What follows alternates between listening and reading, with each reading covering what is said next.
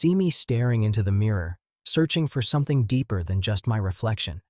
I wonder, am I really just the sum of my experiences, or is there more behind these eyes? Every morning, you and I make choices shaped by our secret beliefs about who we are. But what's hiding beneath those everyday decisions? What if changing how you see yourself could unlock new joy, connection, and freedom? In this video, you'll learn how to reshape your self-concept and finally discover who you're meant to be. So let's start by peeling back the layers and exploring what self-concept really means and why it matters. The science behind self-concept isn't just some fancy idea you read in a textbook. It's built into every relationship, every goal, and even every setback you've ever had. Picture this. Carl Rogers, one of the most influential psychologists of the 20th century, spent years listening to people talk about their dreams, struggles, and deepest fears. He believed your self-concept, how you view yourself, sits right at the heart of every decision you make. Rogers talked about 3 different selves living inside us. There's the real self, which is who you actually are right now, with all your strengths, flaws, and quirks. Then there's the ideal self, the person you wish you could be, the dream version of you. And finally, there's the self you think you should be, shaped by what your parents, teachers, or even social media say is right. Here's how this shows up in everyday life. Let's say you're a teenager. One part of you wants to become a musician, but your family only celebrates doctors and lawyers. In your heart, the real you loves making music, but the ideal self might sound like, if only I could be good enough to get into med school. Meanwhile, the should self tells you, you can't let anyone down, so just forget those dreams and play it safe. That push-pull is something almost everyone feels at some point, whether they're 8 or 80. Now, Carl Rogers didn't work alone. Another giant in the field, Erik Erikson, broke life down into lots of chapters or stages. Each one comes with a big question like, can I trust people? Or, am I good enough? How kids answer those questions, based on their family, friends, and even teachers, starts weaving the fabric of their self-concept. Let's bring it to life with a real-world example. Imagine 2 brothers, Liam and Jake. They both live on the same street, but they grow up in totally different households. Liam's parents encourage curiosity. When he brings home a weird-looking drawing from school, they put it on the fridge and ask him about it. Jake, on the other hand, lives with parents who rarely show up to school plays or sports games. If he gets an A, they shrug. If he fails, they sigh and say, "Figures." What happens? Over time, Liam starts to believe, my ideas matter. I'm someone worth listening to. Jake, without that daily boost, starts to think, I'm invisible. Maybe I should shrink into the background. They're shaped by the echo of hundreds of tiny comments, smiles, shrugs, and silences. And it doesn't just end in childhood. Now we live in a world where your phone buzzes every 5 seconds, likes and comments flying in, sometimes from people you've never even met. You post a selfie, and if it gets flooded with hearts and fire emojis, you feel on top of the world. But what about those quiet days when your post is met with nothing but silence? Even as an adult, social media feeds right into this cycle of feedback and self-talk. Let's stop for a second and think about it. Do you ever scroll Instagram and suddenly doubt your own worth, just because you see someone else's life looking perfect? It happens to everyone. That's your self-concept getting shaped in real time, like soft clay. Each comment, each DM, each random meme, it's shaping what you believe about yourself, brick by brick. But science gives us something else, a way out. That's where neuroplasticity comes in. It sounds complicated, but it's really the brain's way of saying, hey, I can change. If you drop a pebble into a soft pond again and again, pretty soon, you make a groove. Your brain is just like that. Every time you think something, whether it's, I always mess up, or I can figure things out, you're carving a little riverbed in your mind. At first, it's a shallow groove, hardly there. But with enough repetition, it grows deeper and deeper, until soon, your thoughts rush there automatically. Let's go back to Liam and Jake. Picture Jake as a teenager now, flipping open a journal. At first, he writes things like, I don't measure up. But imagine he gets a counselor at school who shows him that his story isn't written in stone. She asks him to write one thing he did well, every day. At first, it feels phony, like just pretending. But after a few weeks, Jake realizes, hey, last month I felt hopeless. Today, I actually felt a little proud. That's the brain creating new connections, pathways where hope can finally flow in, thanks to neuroplasticity. Even adults can experience this. A friend of mine, Maya, used to tell herself, I'm terrible at speaking up at work. No one takes me seriously. After hearing about self-concept, she made a tiny goal: speak at least once in every team meeting. The first time, her voice shook. The second time, she stumbled but didn't quit. By the 10th meeting, she wasn't even nervous. Her brain literally changed as she practiced new beliefs, wiring confidence where there used to be only fear. Maya's experience is proof. Science shows we can change at any age if we put in the effort and keep at it. But let's look at this from the other side for a moment. Imagine someone whose environment is always negative, whose mistakes are always highlighted, but wins are rarely mentioned. There's the story of Carlos, a college student who grew up feeling like nothing he did was ever enough. When he got a scholarship, his uncle joked, "Hope you don't blow this opportunity too." That kind of comment sticks. Carlos started believing success was just luck, not skill. He'd put off trying new things, convinced he'd fail anyway. But one evening, during a study group, a friend pointed out his knack for explaining things. For the first time, Carlos felt seen. It was a tiny, offhand moment, but it sparked something. He started helping others study, then became a teaching assistant. This positive feedback loop helped override years of self-doubt, just a little at a time.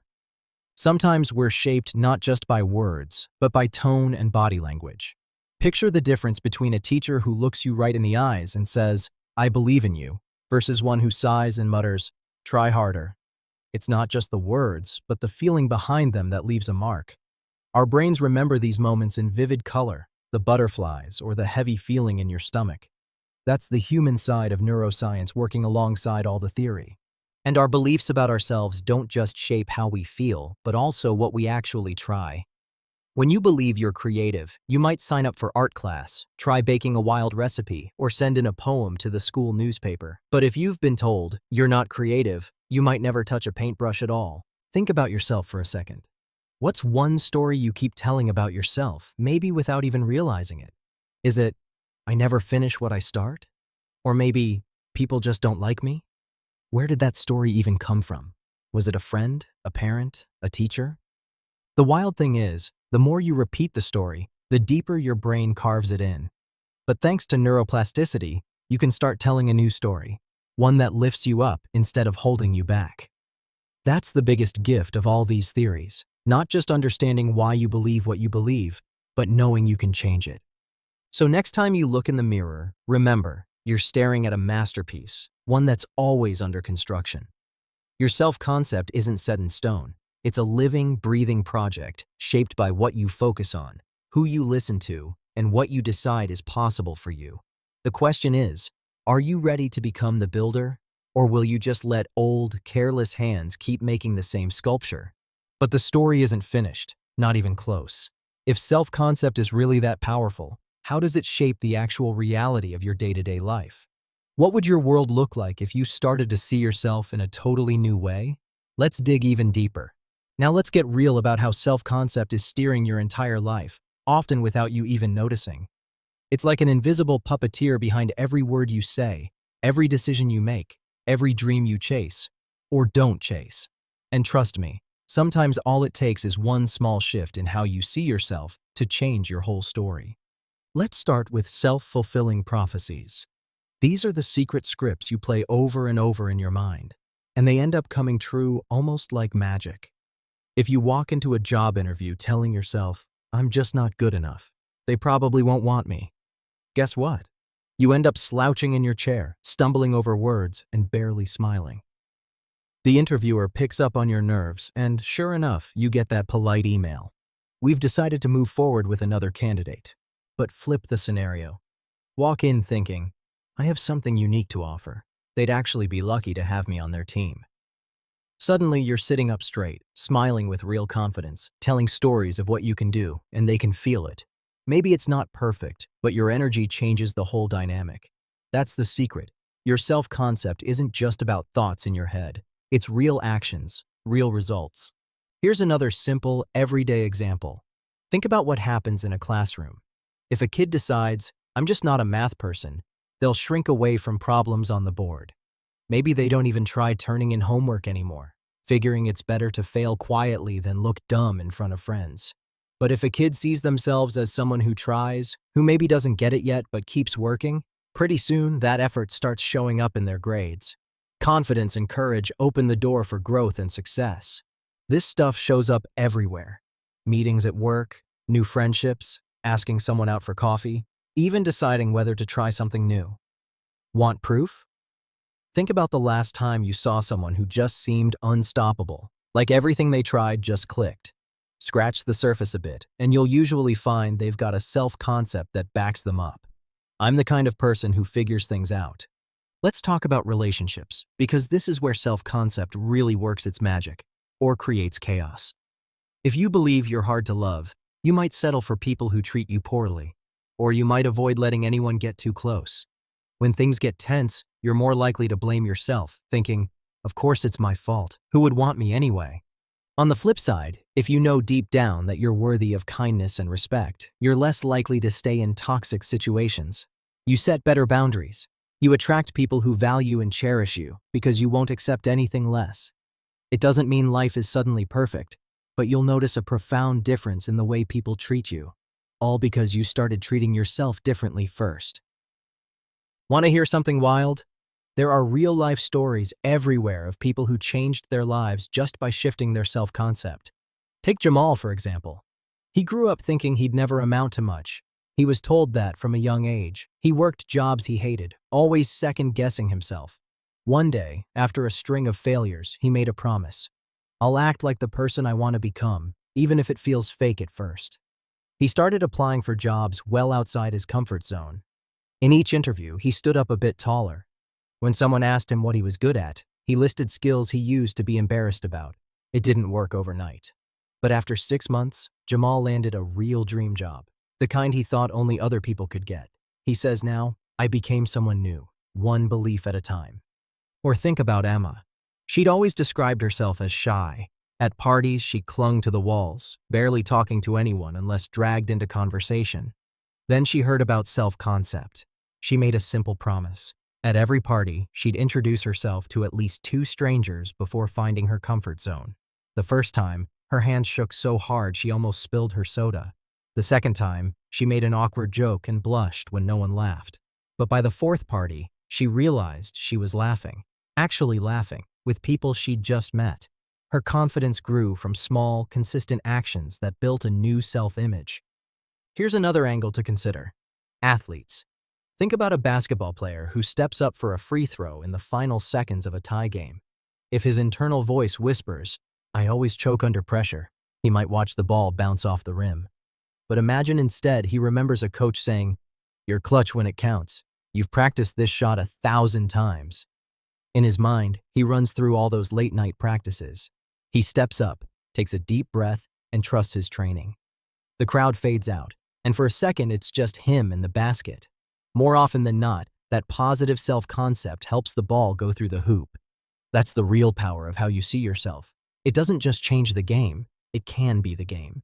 Even in simple, private moments, your self-concept has influence. Picture waking up and looking in the mirror.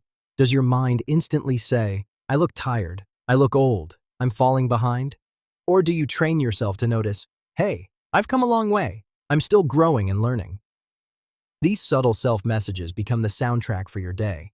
Over time, they guide your decisions, like reaching out for help when you need it, or daring to sign up for that class you've always wanted. Now let's turn this back to you. What small thing could you do to nudge your self-concept?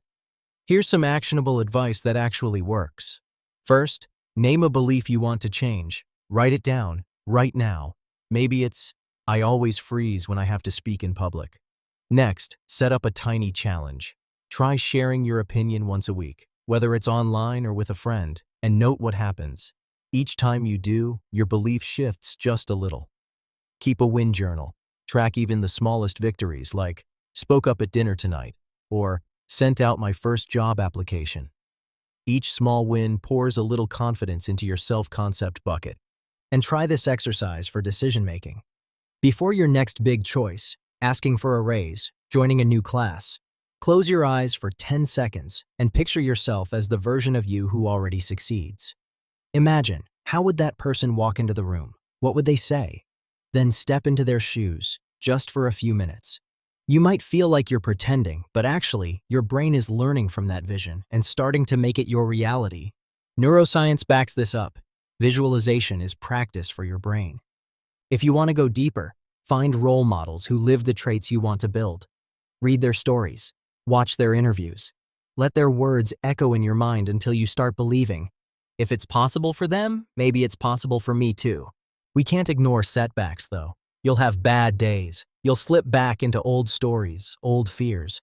Be kind to yourself when that happens. See it as just part of the practice, like tripping while learning to ride a bike. Every time you pick yourself back up, you reinforce a self-concept of resilience and determination. So here's the simple truth. Your self-concept is always shaping what you notice, what you try, and what you allow yourself to become. The world starts to look different, not because everyone else changes, but because you start seeing with new eyes. But here's where it gets even more interesting. You've started spotting how your self-concept builds or limits your life. But do you actually know what beliefs are holding you back? And more importantly, how do you break free from the old thoughts standing in your way? That's what we're digging into next. So now you know your self-concept is quietly running the show in your day-to-day life. But what about those beliefs that feel so automatic, you barely even notice you're thinking them? The ones that pop up when you make a mistake, gloss over a win, or hesitate before something new? These are your limiting beliefs, and they're sneaky, persistent, and totally beatable if you know where to look. First, let's spot them in action. Think about being at work or school. Maybe your boss asks you to present at a big meeting. Suddenly your brain shouts, "I'm not smart enough. I always mess things up in front of people." Or at school, your teacher calls on you, and a tiny voice whispers, "You're not as good as the others. If you say the wrong thing, they'll notice you don't belong." Limiting beliefs don't always shout. Sometimes they're quiet rules you live by.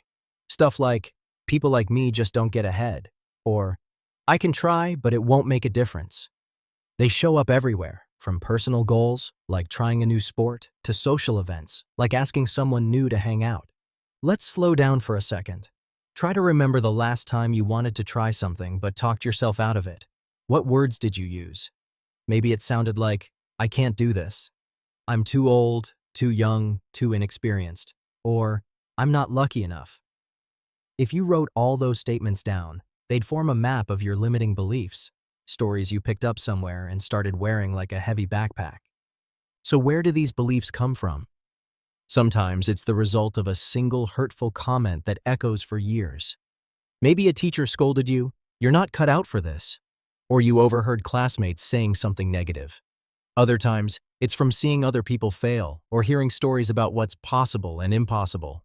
Most of the time, you're not even aware you're carrying these beliefs around. They camouflage themselves as truth, blending into your everyday thoughts. You can spot them by their favorite words: always, never, can't, shouldn't. When you hear those, it's a red flag. The first step to breaking free is catching these thoughts as they show up. One of the most powerful tools is self-reflection journaling. Try keeping a daily log for a week. Don't worry about being deep or poetic. Just write down moments when you felt doubt, fear, or frustration, and then capture exactly what went through your mind. For example, Monday, felt nervous in the meeting. Thought, "I'll mess this up." Tuesday, didn't reach out to old friend. Thought, "She probably doesn't want to hear from me." By the end of the week, you'll start to see patterns.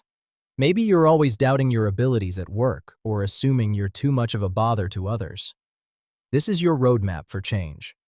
Now let's get practical. When you spot a limiting belief, challenge it, out loud if you can. Here's a simple role-play exercise you can do alone or with a buddy. First, say the limiting belief out loud.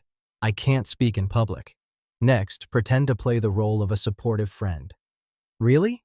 What proof do you have? Haven't you ever spoken in class or told a story to a group?" Then, as yourself, answer honestly, even if you have to reach back to small wins. "Well, I did give a toast at my cousin's wedding. People laughed and clapped." By arguing against your own limiting beliefs, not just in your head, but out loud, you shrink their power, bit by bit. Another super helpful technique is reframing.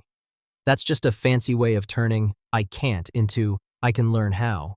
Instead of saying, "I always fail at new things," say, "Learning takes time. I probably just need more practice." Imagine the doors this opens. What's possible if you believe you can grow from every mistake, instead of seeing mistakes as proof that you're not good enough? Visualization exercises are another powerful trick. Try this. Close your eyes and imagine a time when you faced a challenge and succeeded, maybe finishing a tough project, running a race, or making a new friend. Picture that scene in bright color and really feel what it was like: the pride, the happiness, even a little healthy nervousness. Now, imagine your next challenge. See yourself going through it and succeeding in the same way. This isn't just daydreaming, it's training your mind to expect good outcomes and remember that you're stronger than you think. Let's look at an example from real life. Sam always thought, "I'm just not a morning person." For years, he struggled to get up, barely made it to work on time, and started every day feeling behind. One day, after journaling for a week, Sam noticed that tired thought coming up every single morning. So he decided to reframe. "I'm learning to become an early riser." Each time his alarm rang, he said aloud, "Even if I feel tired, I can get up and start my day." It wasn't easy, and he still hit snooze some days.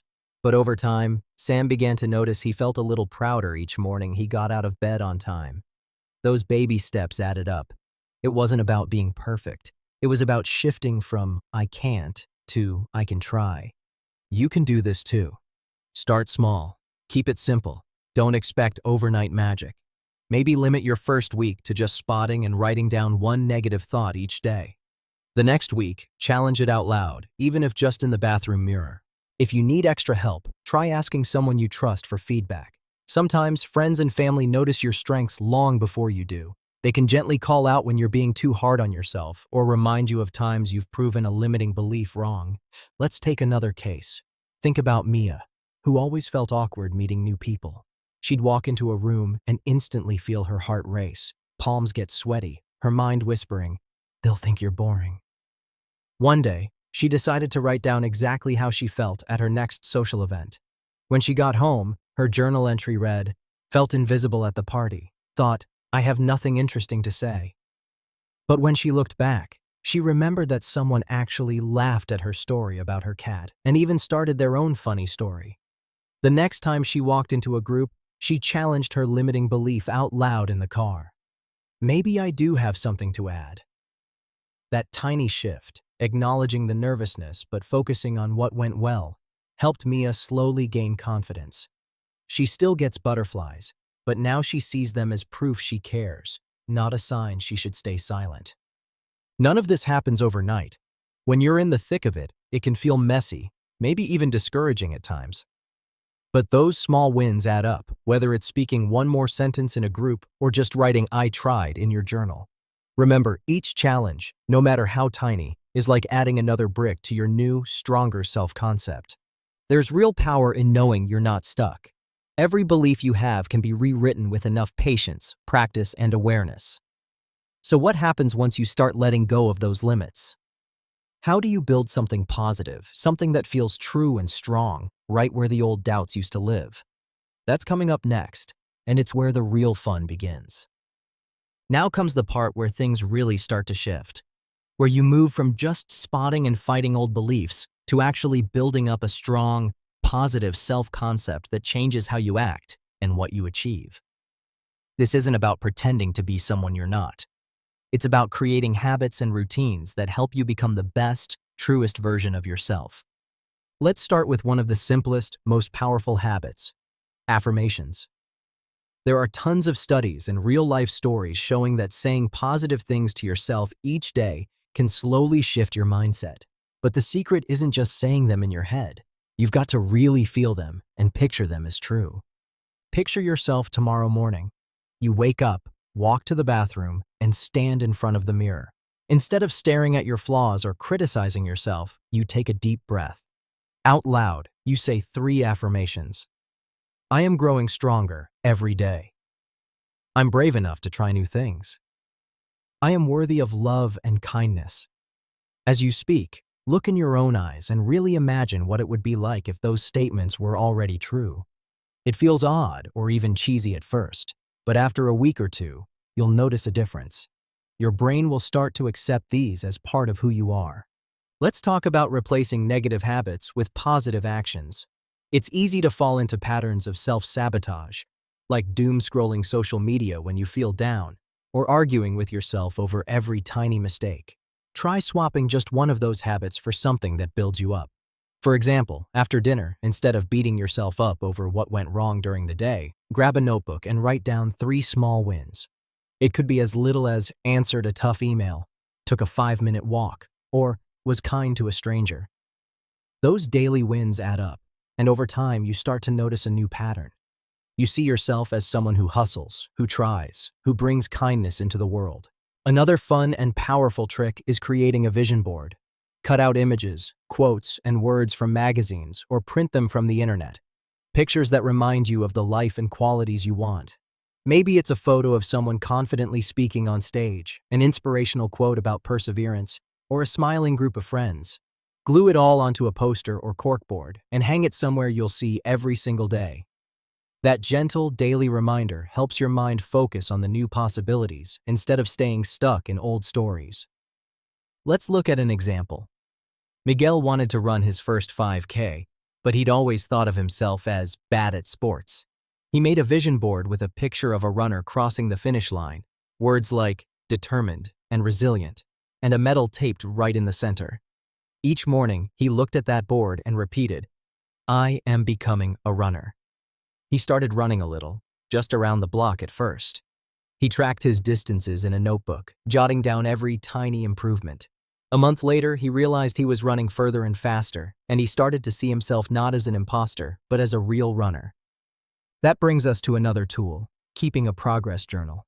Writing down your wins, goals, and setbacks every week is a simple act, but it's amazingly powerful. When you have a tough week, flip back and read your old entries. You'll see proof that you've moved forward, even when it didn't feel like it in the moment.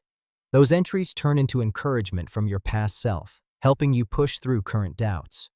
Let's not forget the importance of patience. Changing your self-concept isn't about going from zero to hero overnight. It's about celebrating every small milestone, the day you spoke up in a meeting, the morning you got out of bed on time, the minute you chose kindness instead of self-criticism. These moments are like bricks, slowly building the house you'll live in for the rest of your life. Here's one more example. Ava struggled with self-confidence after years of feeling overlooked at work. She committed to 2 new habits, saying 3 affirmations every morning and writing down one thing she accomplished every night. At first, she could barely think of anything good, sometimes just made a cup of coffee. But after a couple of weeks, Ava's list got longer. She noticed coworkers started asking for her opinion. She volunteered for a small project and then a bigger one. 6 months later, she got promoted, not because of some huge change, but from slow, steady self-growth. If you're still not sure this stuff works, think about professional athletes. Every Olympic gold medalist has some kind of mental routine. They visualize themselves crossing the finish line, hear the roar of the crowd, feel the weight of the medal around their neck. Simone Biles has said, "I do a lot of mental practice. I say to myself, you've done this 1,000 times in the gym. You know how it feels. You land strong." It's not just wishful thinking. Science shows that visualization literally builds new pathways in your brain, making those possibilities more real each day. Let's zoom in on a day in the life example. Imagine Jamie, a shy 9th grader, heading to school. Jamie's always blended into the background, but today, before grabbing his backpack, he stands in front of the mirror and says, "I belong here. My words matter. Today, I'm going to speak up once." At school, his nerves kick in during English class. He remembers his promise. His hands are sweaty. His heart pounds in his chest. But when the teacher asks for ideas, Jamie raises his hand. He shares just one thought about the book they're reading. 3 words. The class moves on, but Jamie's smile lasts the rest of the day. That small win goes into his journal. Spoke up in class. By reflecting on that, Jamie gives his brain proof he's growing, step by step. The truth is, changing how you see yourself happens slowly. Sometimes so slowly, you don't even notice it day by day. Then, one afternoon, you catch yourself acting with confidence or going after a goal you'd never dared dream about before. That's the payoff of all these little routines. One more thing. Sometimes you'll hit a wall. Old fears will pop up. You might even roll your eyes at the mirror and say, "This isn't working." But that's totally normal. What matters is sticking with it, through the awkward days and the boring days and the days where you can't see any change. Be patient with yourself. If you forget to write in your journal one night, no big deal. Try again tomorrow. Consistency, not perfection, is what gets results. You can do these things too. Start with something tiny. Even if you don't believe it all the way yet, act as if the new, more confident you is possible. Every day you show up for yourself, you're laying a path toward that version. Remember, be gentle with yourself when you slip. Bad days don't erase all the good ones. Instead of focusing on where you fell short, look at how much further you've come compared to before. That's the real difference between people who change and those who get stuck. Consistency, not perfection. Okay, here's a challenge for you. Choose one habit from today's list, maybe the vision board, the win journal, or the affirmations in the mirror, and commit to it every day for a week. Track your progress. Celebrate every small win. And next week, add one more. Watch how your self-concept grows, step by step. But here's the question I know you're asking. Even when you build up all this positivity, how do you keep that momentum going? What happens when life throws you a curveball or old doubts come sneaking back? And what's the next step to keep your new self-concept rock solid? That's exactly where we're headed. You've just walked through the building blocks of reshaping your self-concept, from understanding the science, to spotting and challenging limiting beliefs, to filling your life with positive habits that lift you up every day. You've seen how self-concept isn't fixed, that your beliefs can slowly change with practice, and that even the smallest step is a victory worth celebrating. Let's quickly recap 3 of the most powerful lessons from today's journey. First, your self-concept is stronger and more flexible than you think. It's shaped by your thoughts, but also by family, friends, old teachers, and even the endless scroll of social media. Every message you accept, every story you repeat, carves out a little more of your self-image. But here's the magic. With awareness and conscious action, those stories can be changed. Second, limiting beliefs might feel like they've always been there, but they're not facts. They're just habits of thought. Once you spot them and say them out loud, they lose their sting. Third, you have the power to build a new self-concept, brick by brick. Whether with daily affirmations, a vision board, a wins journal, or simply by surrounding yourself with people who see your strengths, every little habit can carry you forward. Here's a challenge for this week. Pick one small action from today. Maybe it's saying an affirmation each morning, or writing down a single win each night, and stick with it for 7 days. Don't judge or criticize if you forget. Just gently start again. After a week, look back on your notes. Notice any shifts in mood, energy, or confidence? If so, that's your self-concept starting to rewrite its story right before your eyes. Picture Jenny, a viewer just like you. Last month, she left a comment saying she tried our nightly one-win challenge. At first, she doubted it would make a difference, but after a week, she wrote, "I couldn't believe how much stronger I felt seeing my little victories stack up." That could be your story too. It's totally normal to hit rough patches or face setbacks. When those old limiting beliefs return, see them not as failures, but as reminders to keep going. Progress looks messy sometimes, like 2 steps forward, 1 step back. You're not alone in that. These changes grow through practice, not perfection. Everyone's journey looks a little different. Some days will feel easy, and other days might feel tough. Remember, even professional athletes and artists face self-doubt, but they keep showing up. If you want to keep exploring, I've collected some top-notch resources, books, podcasts, and even a free downloadable journal template. You'll find all those links in the description below, so you can dive as deep as you like. If you try a journal, vision board, or any other exercise from today, I want to hear about it. Share your experience and progress in the comments. Your story might be the spark that helps someone else start their journey too. I still remember when a subscriber named Marco shared his journey with affirmations last spring. His courage ended up motivating dozens of others to try too. That's the ripple effect your story could have. This channel is building a real community, a place where people root for each other, celebrate wins, and pick each other up after setbacks. If you want accountability, ask a friend to join you or share what you're working on in the comments. Someone else might have just the advice or encouragement you need. Imagine opening the comments and finding someone who struggled with the exact same thing, and now they're cheering you on. And here's a little sneak peek. Next week, I'm taking this even further, with a deep dive into how your environment, habits, and social circles either strengthen or sabotage your new self-concept. We're going to explore how to set boundaries, choose who you spend time with, and build routines that keep your confidence growing, even when life gets tough. You'll get practical strategies, real-life examples, and a couple of creative twists you won't see coming. There's real power in knowing that your self-concept is a living thing, always changing, always capable of becoming stronger, kinder, and more inspiring. Remember, every tiny step you take matters, not just to you, but to the people who care about you, and to the person you're becoming. So keep moving forward, keep questioning your old stories, and most of all, keep building the life you truly want, one small action at a time. And remember, the biggest surprises come when you dare to imagine a different version of yourself. What would happen if you chased after it? Maybe next week, you'll find out.